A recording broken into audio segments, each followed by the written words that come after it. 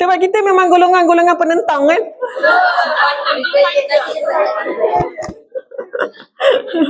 Kenapa nak menentang padahal point tu betul saja, rasa pas. Lagi-lagi orang perempuan.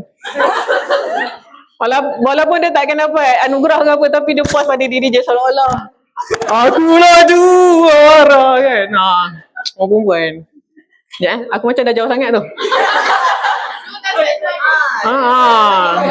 Jadi kita kata apa? Boleh. Tapi tak ada masalah, boleh. Lepas tu kita bawa lah seorang lagi akhwat. Jadi kita tak payahlah nak mengagenda-kan. Adik jalan dengan tak payah. Tak payah discuss, make it natural.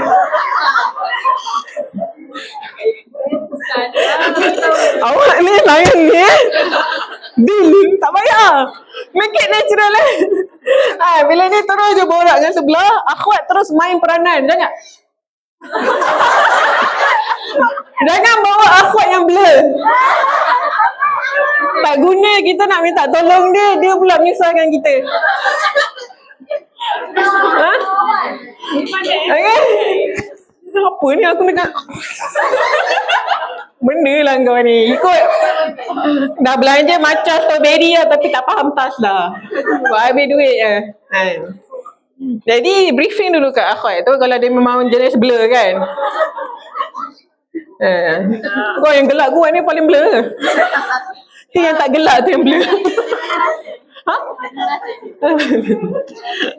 Jadi buat peranan masing-masing, make it natural. So bila adik tu borak dengan kita, automatik bila akhwat tu borak dengan dia budak tu takkan borak dengan kita. Akhirnya makin lama kita borak depan, budak tu borak belakang. Make it natural. Jangan.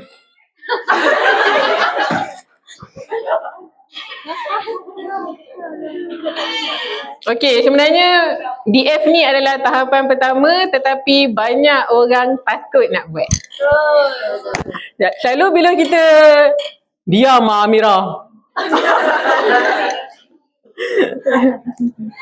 Selalunya bila kita nak program, kita suka sebab apa? Kita suka jadi orang yang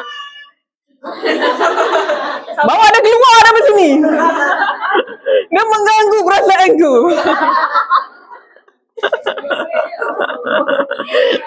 Buat menyerit.